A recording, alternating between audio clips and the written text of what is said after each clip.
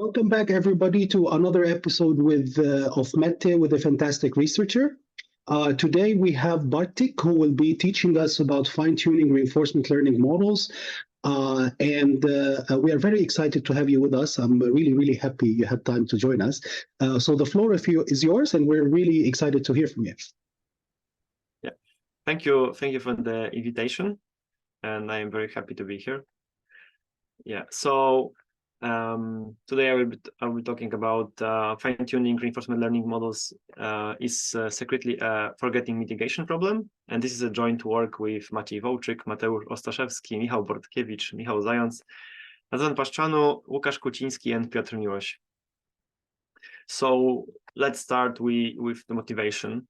So we observed that in reinforcement learning, there aren't many or any at all. I'm not sure, maybe I'm not fully updated, but there aren't any foundation models.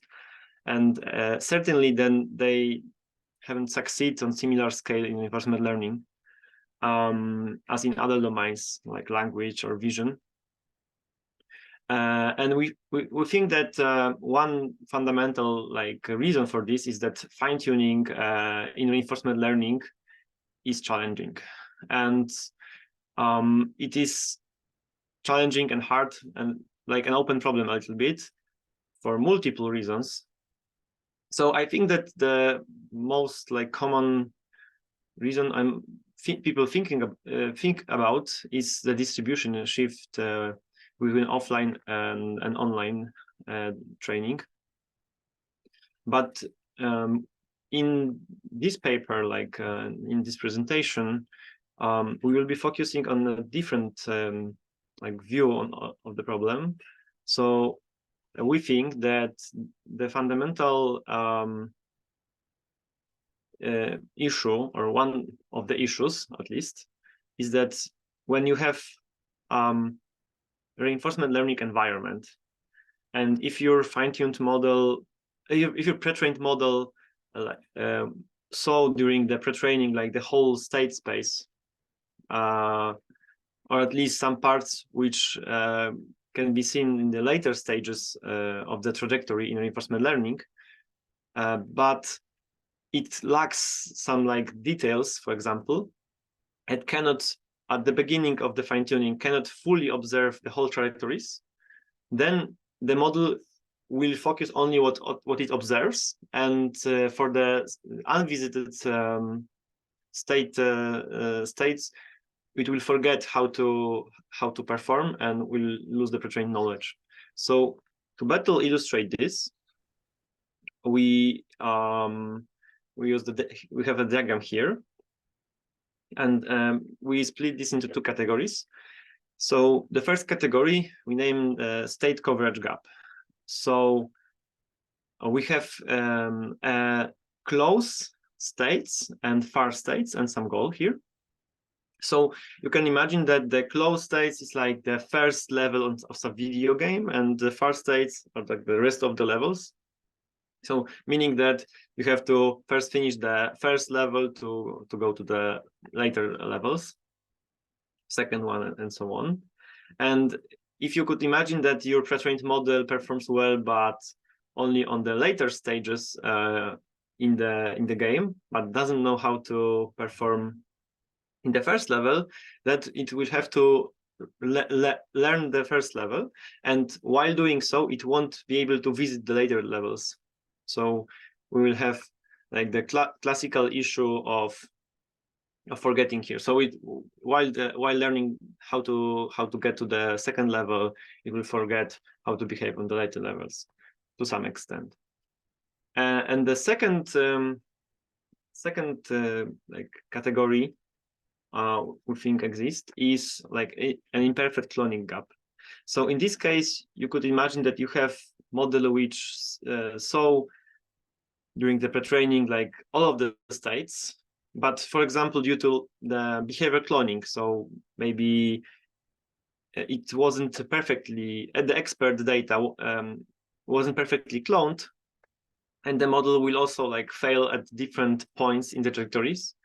And then the same thing will happen. So basically, because the later states will be visited less frequent, the model will forget how to behave on the later stages. So to maybe illustrate this with an example, we could imagine that we have a robotic arm here, which knows how to pick and place objects. So, for example, the cylinder here, but doesn't know how to open drawers. And so it was pre-trained on the picking and placing, and we want to now fine-tune it on a new task where it has to open the drawer first, and which will be like a close state in our analogy, and then pick and place the cylinder and the object, which will be like the far state.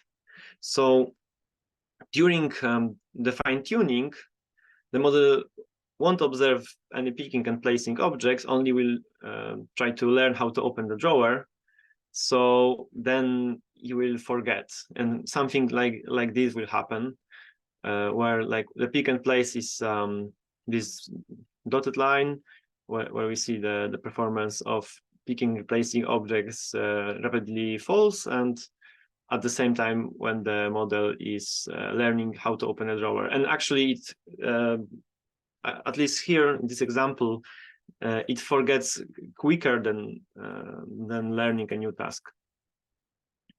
And I can give you like a hint what is like a little bit of remedy here. So you can imagine that we just force the model to remember how to pick and place objects. And then we would imagine that if we just remember, so we will like a knowledge retention, when we apply our knowledge retention, then the model will be able to remember how to pick and place the cylinder, which will additionally improve the transfer, because in the first, during the first, like without the knowledge retention, when it forgets how to pick and place objects, then it has to relearn this. And this also like speeds up the training if we just remember it and don't have to learn this. So to illustrate this better, we consider like a robotic sequence environment where each episode consists of a sequence of 4 robotic subtasks. So as we can see here, we have a robotic arm which has to do 4 different tasks, and each episode is like when we finish the first task, we go to the second one, and so on. And if we fail like terribly in some like one of the tasks, we have to start from the beginning. So we fine-tune on the whole like 4 subtasks episode, on the whole robotic sequence, but we pre-train the model only on the last 2 stages, so the 3rd and 4th task. And what we can see here is that pre-trained model doesn't perform any better than randomly initialized policy. And when we like try to when we evaluate on each of the tasks separately, so then we can like measure better what is happening. Why doesn't the pre-training help? We can see that at the beginning, the pre-trained model has very high success rate on the 3rd and 4th task, but it forgets how to perform on those. And then it has to relearn from the 0 success rate essentially, which wipes out all of the benefits of the pre-training here. So when we forget, it is like very bad for us, and we should do everything we can to prevent like this deterioration here. And this was a little bit surprising for us. So before this, we thought that, okay, the forgetting will occur, but we didn't expect that the forgetting will be this dramatic, and that the relearning will take as long as the learning from scratch. Yeah, so I already hinted how we will tackle this problem, and we want to just use knowledge retention methods. So these are taken from the continual learning literature, And they're like, the continual learning literature is quite broad. So we only considered some of the methods, but we wanted to evaluate the regularization-based approaches. So for example, EWC, which constrain the parameter space of the model to not to change too much in some like subspace.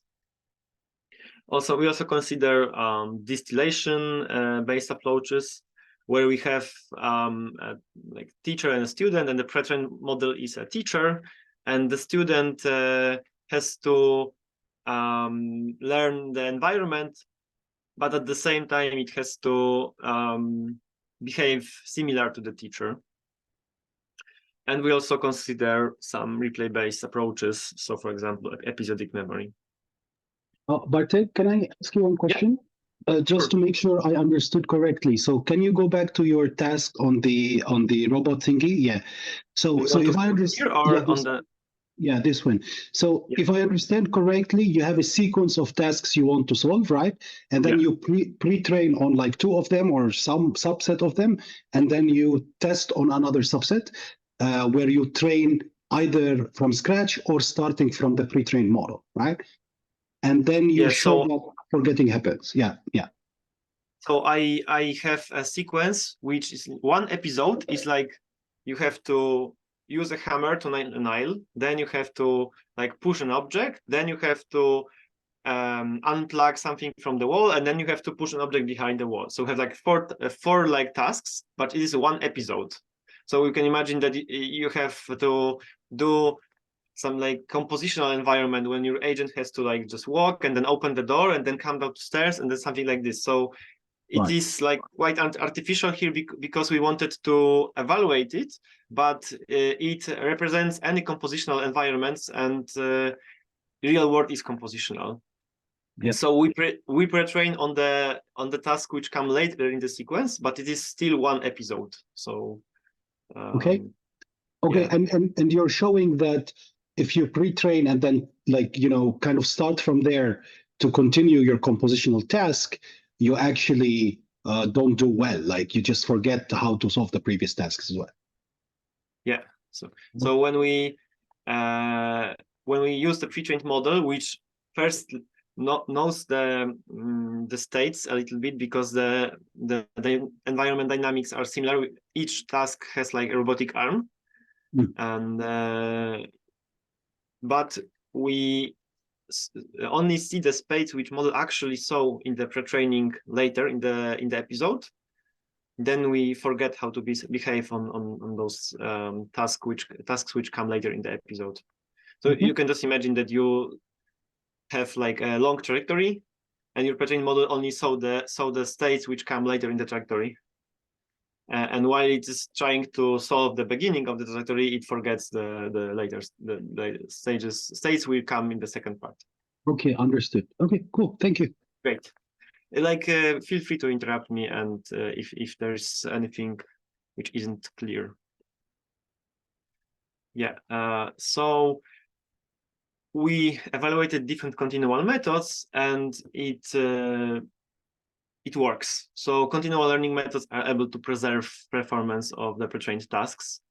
So as you can see here, the blue and the violet lines represent the fine-tuning and learning from scratch, and these like 3 different, and here we have 3 different methods, continual learning methods, which like almost remove forgetting on the third and fourth task, and therefore can achieve like much higher success rate on the whole sequence. And the best one, so the best performing method is like adding behavior cloning to the fine tuning. So essentially what it does is you use your pre-trained policy to gather some trajectories on the third and fourth tasks, and then you apply Kullback-Leibler divergence on data collected by the pre-trained policy on those states, and between the teacher and the student. So you force the teacher to behave the same as the teacher on the task which come later in the sequence. Yeah. So now we will switch gears a little bit and talk about different environment for a second. So we have shown that our method works well on a simple toy problem like this robotic sequence, but you know, we were talking about foundation models for reinforcement learning. So we have to scale the data, scale the model, and try to solve more complex and maybe real world tasks. So we wanted to test how our approaches will behave in much more complex domain of NetHack. So maybe a little bit about the NetHack game, because I assume that not everyone will know the game. So NetHack is a single-player fantasy game from 1987. It is a roguelike game, like meaning that it takes inspiration from Rogue. So Rogue is like the first game of this this type of games, and it is a grid world game. So you can see it on the left. So you have like a 24 by 80 terminal, and you essentially play in the terminal, in the grid world, and you play a game which is it works in the engine of Dungeons and Dragons. So you can see that it has like strength, dexterity, some statistics, and you have some health. You can traverse the levels, kill some monsters, and cast spells. Yeah. So talking a little bit about the interface of the game. So the game is very rich and very complex. So as you can see here, even at this one single step, one single observation, you see like there's a message on the top of the terminal. You can see your character, which is like the white at. And in the maze, at the same time, you can see different weapons, different monsters, different equipment, so like armor, rings, maybe scrolls, potions. And also, this is like the partially observable state. So you will only see where you have been. And this is only a single level. So as you can see here, this is dungeon level 1. And the game has like 50 levels. So and you cannot see like more than one level at the time on the screen. So there's like a quite long game which has multiple levels. And maybe I can show you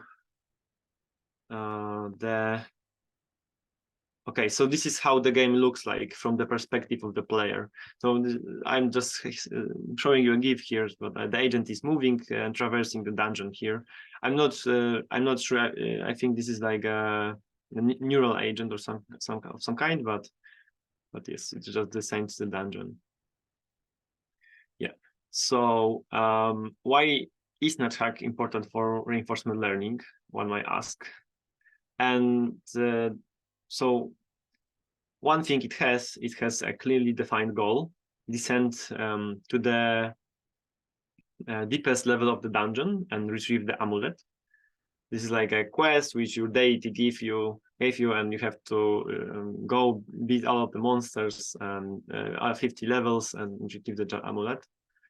And what is hard in this game actually is that it is really long. So the average run is between like 50 and 100,000 steps for the human expert player to solve the game. And if everything tries to kill you, like every monster, a lot of traps, spells, and stuff, and you cannot save. You just have one life. If you die, you have to start from the beginning. And what makes the game actually even more hard is that each dungeon is generated procedurally. So each dungeon you encounter is completely different because it's randomly generated.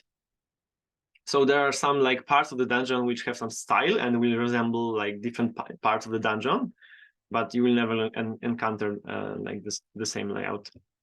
Meaning that you have to generalize to solve the game. You cannot just remember how to behave. And also, not only the dungeon layout is different, but like the items and the monsters you encounter are different. So the strategy you will have to do will also differ, because having a different items will force you to make different actions. And talking about action space, so the action space is your keyboard. And because there are like hundreds of items and different monsters, there are like a lot of complexity and rising from the interactions between the items. So I don't want to go into too much details, but for example, when you have a towel, you can apply a towel, meaning that you can wipe out your hands and face. You can wear a towel, so then you will like use it as a blindfold on your face. And also you can just wield a towel and use it to strike your enemies. It won't do that much damage, but if you wet the towel, then it will do more damage. So this is like one example of the how much complexity is here for the agents to explore. So this is like hard exploration problem, because if you have like that many actions, like the keyboard is your action space, right? But you have like combinations of keyboard key presses to perform like some like action for the environment. So for example, if you want to apply a towel, you have to press the A button and then the key representing a letter which sits under the towel in your inventory. So you can see here, like for example, scroll is letter E, scroll monster here. Yeah. But if you can imagine that when you have like this complex environment, the game will be slow. So for example, if you're thinking about Minecraft, it is quite slow. But in terms of the speed here, on one node with one GPU, you can achieve like over 30,000 frames per second with sample factory. If you want to like use reinforcement learning, you just spawn multiple processes here of the environment, and it is really fast because it's written in C, and the game has like almost 40 years old. And additionally, teams from Meta like created a wrapper around the game, which is called NetHack Learning Environment, which makes it much more easy to work with because you can just use Python and don't work with C.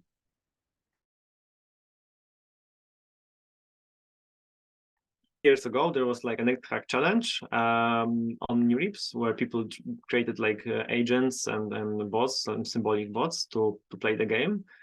And the first place is still the best agent is like auto ascent, and it is a rule-based system. It's like hierarchical, like highly recurrent, highly complex code. But it was a lot of data was injected to the code about the game. So, for example, like stats from different items, like price of these items, how to behave, everything was just written into the code here. And after the competition finished, the people released some data sets from the bot. So it's like 100,000 games played by this bot. And also all of the data from the most popular NetHack server where people play was released, and over 1,050,000 games of NetHack played by humans. And additionally, there is like a NetHack wiki, which could also be used for the language models to guide the reinforcement learning agents, because there are a lot of information about each monster, about each spell in the wiki. So it could also be used here. So there are a lot of data, and having the NetHack as like very complex game means that it poses a lot of challenges for current reinforcement learning algorithms, and having this like really hard game pose like quite a challenge. And then I think that we can try to evaluate our algorithms, our approaches on this game. And if we perform well, because the game is so hard and so complex, I think that it should translate to a lot of different environments and maybe even real world in some cases. Yeah, so coming to our method from like we use the data set and have a pre-trained model on the data set which came from the AutoAssent bot, the rule-based system. And what we can see here is the density plots for the AutoAssent rule-based system and the cloned policy, so the neural network which try to mimic AutoAssent. And because the bot is like has like really hard to clone for the neural network behaviors. So, for example, it just stays for a long time on the first level until it gathers a lot of XP, so those camps.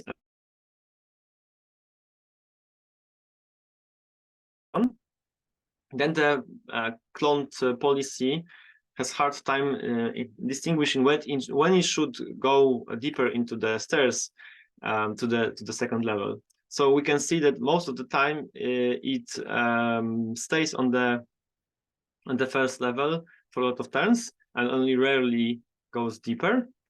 And this is like a distribution shift between the AutoAssent bot and the pre-trained model. But at the same time, the policy was pre-trained with like on the whole data set which came from AutoAssent. So it cannot by its own reach deeper, but it has knowledge about the deeper parts. And this is a thing we want to use in our approach. Yeah, so by fine-tuning with reinforcement learning with PPO, coupled with knowledge retention methods, we managed to improve the pre-trained model and the current state-of-the-art results by 2x, reaching over 10,000 points when compared to previous 5,000 points. And at the same time, we can observe that vanilla fine-tuning without the knowledge retention rapidly deteriorate and fails to recover, as similarly to the experiments in the robotic setting. And it kind of matches the results the policy from scratch get. And yes, so when I see these results, I imagine that the model, why the pre-trained policy performs so poorly in comparison to why policy from scratch performs poorly in comparison to pre-trained model plus knowledge retention. I think that because NetHack has really long trajectories and has like quite rich action space, it's really hard to explore this environment. And we know that exploration is really hard for reinforcement learning agents. But when you use pre-trained knowledge, you give a prior, exploration prior to your agent. So by preserving the knowledge, we can use constantly use the prior from the AutoAssent model to explore, and therefore the reinforcement learning is guided with exploration, but at the same time can improve in comparison to the pre-trained model, because pre-trained model has some mistakes maybe in the early game or maybe in different parts of the game, which prevent it from reaching like prevent it from cloning the expert perfectly. Okay, so I also want to say one word about the additional metrics. So in NetHack you have to, like, the main goal is to reach the deepest part of the dungeon and reach the amulet. But I'm showing you a NetHack score, and the score isn't actually the thing we care about, but it correlates with beating the game. So we plot here the score and other metrics. So for example, experience points, how deep the agent got into the dungeon, and how much gold it picked up from the ground. And we can see that the best performing method consistently on the score metric consistently performs best in all other metrics. So for our case at least, maximizing the score correlates with beating the game. And we also wanted to show the density plots for our approaches. And so we can see, for example, that when we train from scratch, the agent survives about 500 turns, and most of the time cannot leave the first level of the dungeon. And in comparison, the pre-trained models with the cloned policy performs better because it survives longer and also sometimes reaches deeper.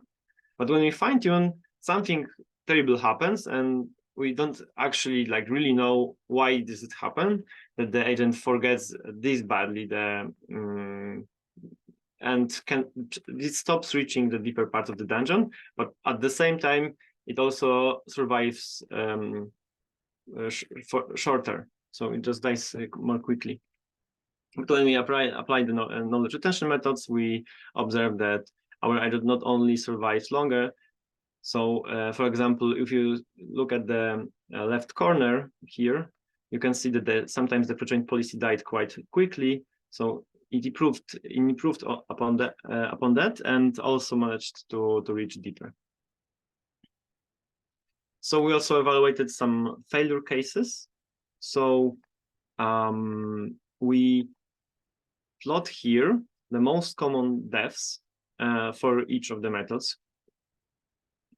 And when we examine what is the biggest contributor in each method, we can see that, for example, for the fine-tuning with kickstarting is one of the knowledge retention methods. The most common thing is lack of food or starvation, and this makes sense because getting the food in the dungeon sometimes can be quite tricky. And also, if we look at our expert policy, like the auto ascent, it tries to sit on the first level, and sometimes it stays there for too long and dies due to lack of food. So I think that this can be related to that, and we could improve upon this if we would better select what should we forget and maybe what should we remember. But our current methods doesn't distinguish, and only the optimization process kind of distinguish with maximizing the rewards, but only to some extent. So it stays for quite a long on the first level, and sometimes the policy dies due to lack of food. But all of the other approaches also die quite often due to lack of food. But we can also observe that the biggest contributor is quitting from the game, and this is something which is really surprised us, because we didn't expect the agent to quit the game. And we don't actually know why this happens, but we suspect two things. So one is that the agent finds itself in quite out of distribution place, and due to being in out of distribution, it just randomly presses keys, and if you just press quit, then you just leave the game, and the game ends. But there is also one other thing, that you have something like no progress timeout. So if you didn't move in the game for 150 turns, then the game also quits automatically for you. So I'm not sure which of those is the case, but we suspect that something strange happens here, which should be improved. Yes. So to summarize, maybe fine-tuning on compositional reinforcement learning problems can lead to catastrophic forgetting if relevant data is not available at the beginning of the training. And we propose knowledge retention techniques as a tool that mitigates this and enables efficient transfer. And by integrating fine-tuning with knowledge retention methods, we've achieved SOTA in NetHack, with scores surpassing 10,000 points, doubling the previous record, which shows that this approach could be one step closer, could lead us one step closer to having foundational models in reinforcement learning. And this is kind of like the main presentation, I think. And I also have some one slide where I want to talk about what I plan to do next here. But maybe you have first have some questions related to the main part. Yeah, thanks a lot. I mean, this was really exciting, actually, and good job on NetHack. I think it's a very difficult problem, actually. So really cool to see some progress happening. Yeah, I mean, I just have one question. So have you tried to look into like intrinsic motivation-based exploration techniques? Because it seems to me that the problem you have is an exploration problem, right? Mm-hmm. Have you had a look at things that, like, for example, have been used in Montezuma's Revenge back then, to solve it and so on? Yeah, you- so yeah, I understand your question. The intrinsic motivation techniques have some issues. Like I guess that, for example, if you would take random network distillation, the main critique is that you have like a pixel space, and the network sees and looks at the pixels and tries to give you a reward if the state is novel in terms of pixels. And but if you have like the environment like NetHack, which is random and procedurally generated, the pixel space will be quite different each time. So this is like one thing, and the game has like quite abstract state, I would say. So for example, you have your agent. If depending on if the agent has cursed item or not, so one like really small detail, the agent should take different actions and different approach to the game. So if you're cursed, you should try to take the curse, remove curse from items, for example, in this, because it's really bad if you have like cursed item. And like the other methods from the intrinsic motivation approaches, which, for example, I don't know, have like state counts, like this also, they cannot include some like really small details here. So you would have to like somehow abstract away your like novel states and then try to give like the sub goals or something like this for it.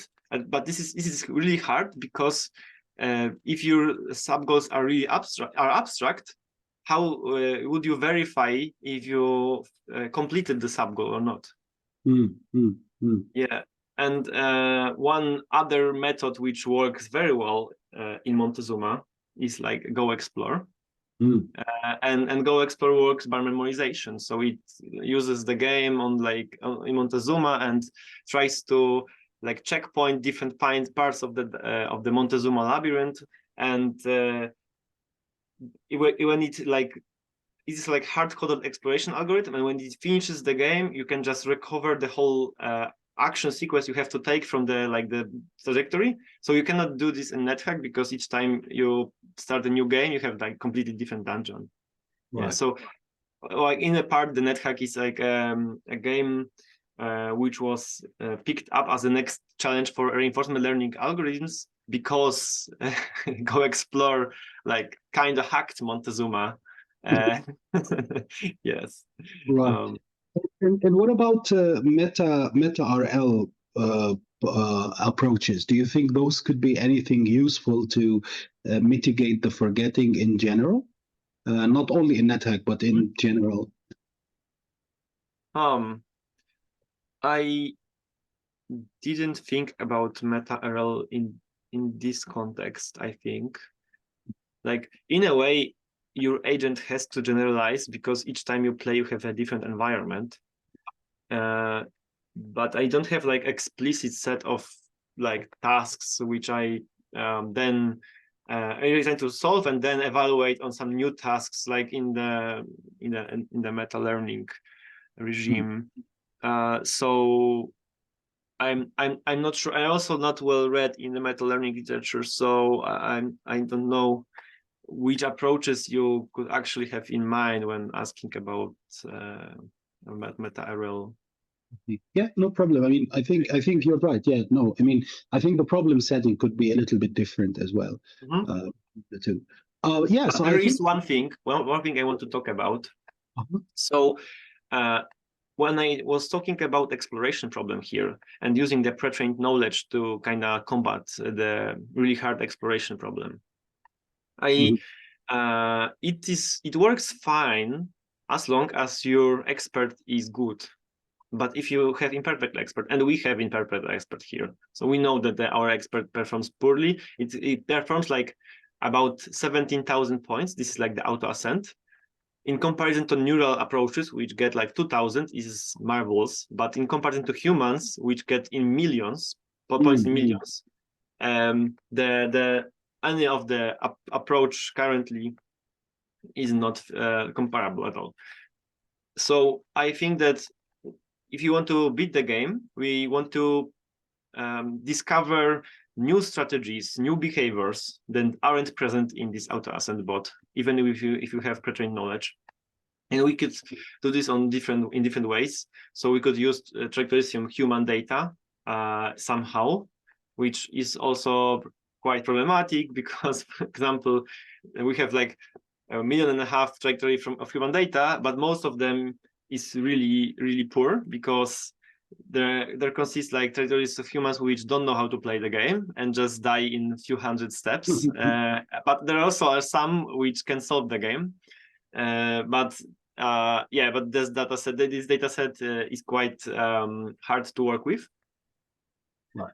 Because it also doesn't contain actions. It only contains the observations from the game. So we could imagine it like the videos, of, only the videos and not the key presses.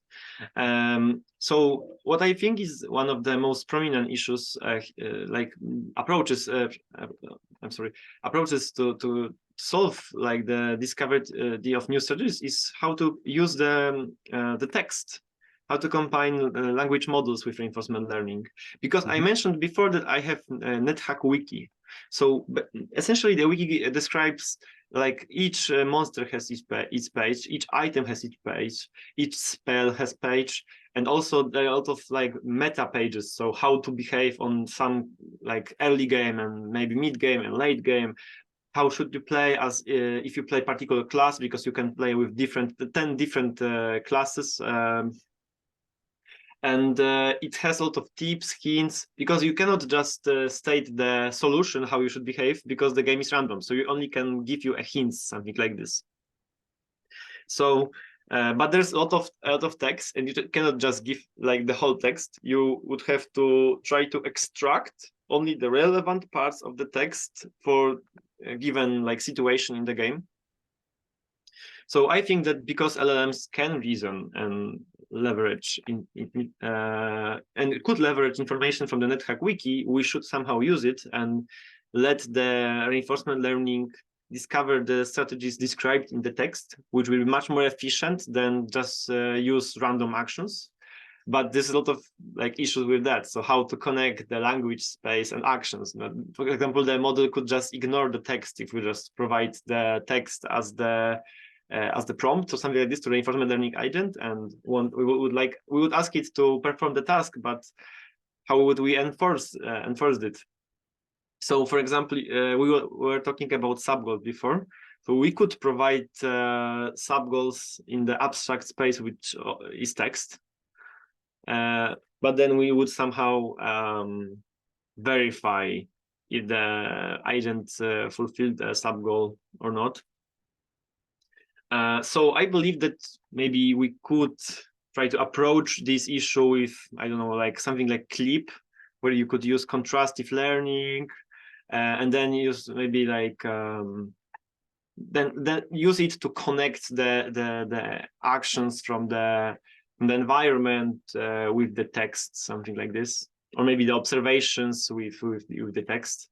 But this is open problem, and yes, I think this is quite interesting, because if you would be able to combine language with RL in this setting, then you could try to, I don't know, like tell maybe robots in some like real world scenarios what to do, and then the robots wouldn't have to could just do the things you ask them, not just explore randomly or something like this. Right, I see. Yeah, very interesting. Also maybe the context is very large, no? For a problem like this, right? Like it's a huge context as well, right? Yeah, so you would have to extract from the wiki only the important information. So we would need to, I don't know, like a language model which, based on the observation from the game, would pick up only the relevant information from the text, and then put only the relevant information to the text to the LA agent or something like this. I see. Yeah, Some yeah. kind of intersection.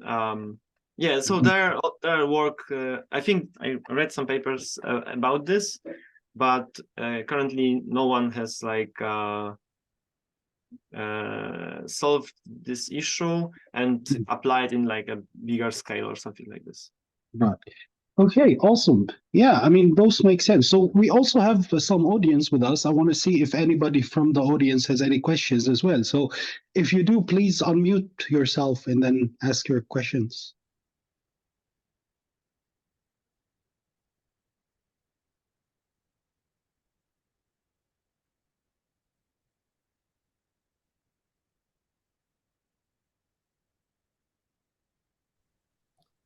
Hi, good talk. I think I might have missed some of the explanation for the mitigation strategies that you used for stopping the problem. My understanding is that you document this problem where the pre-training only helps the early stages, but mm, I think I understand the behavior cloning method where you just include some of the pre-training data in the you include it as like an auxiliary task while you're doing the policy training. But what is the other one? Yeah, so what works best is essentially what you described, and it worked best in both settings, like with some minor details, which I won't go here. And but we only had like the different reasons because of different kinds of pre-training and different kinds of like environments. So there were like, I think we can come back to the beginning. Here, yeah. So I divided this into two categories, where I had state coverage gap and imperfect cloning gap. So the BC, the behavior cloning on and NetHack, would be in the second category, in the second row. We have imperfect model, which cannot reach like the farther down, and therefore forgets when we start fine tuning. And the first, the state coverage gap, results from the fact that our environment has changed. So we had some different environment where we did pre-training, and then we have like modified it some way. And here we modified it by adding some like prefix tasks, which our agent has to first solve, and then it can go to the second part of the episode. So by adding this like prefix, we also forget how to behave on the later part in the episode. Okay. Do you have a good way of identifying whether like which case applies to the environment that you're working with? Okay, so maybe I will talk a little bit about details then, if you ask this question. So when we had like this difference resulting from different environment when we have like prefix tasks now, or like robotic sequence, and like the third and fourth where we pre-train, and the whole where we fine tune. Our best performing method was behavior cloning, where we just collected trajectories with the pre-trained policy on the latter two subtasks, and regularized the model to remember how to behave on this latter part. And in the second setting, where we had NetHack and behavior cloning, we had the best performing method was a kickstarting, which is essentially has the same loss, but loss is computed on different data. So instead of collecting trajectories from the pre-trained model and using the data, it as a data set, in the kickstarting approach, you calculate you regularize the model on the online data. And we find that kickstarting does not work in the state coverage gap. Only behavior cloning works there. And in the imperfect cloning gap, so in the second row, kickstarting works much better with behavior cloning trailing like behind. So maybe these are like more details about like we categorize it into these two only because different methods worked in like these two settings.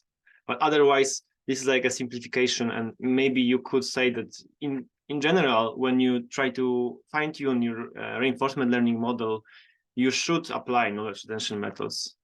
And maybe when you provide weights of the model, you also should provide a data set where the model, which was used to the training, the pre-training of the model. Maybe is this? Yeah, that makes sense. Thank you.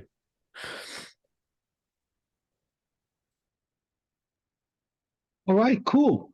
So yeah, I think that's it. Bartek, thank you so much for this amazing talk, and for really the awesome work you've done. I think this is super cool. I wish you luck in the ICML. Fingers crossed. So best Thank of you luck. for having me. Yeah, of course, we're it was happy an to. honor to be here, and I had a great time. This was awesome. Thank you so much. So, yeah, I mean, I'd also like to thank our audience and also the viewers for attending this talk. And please make sure to like the video, share it, and subscribe for us to keep going. And I will see you next time in another episode of Mette with a fantastic researcher.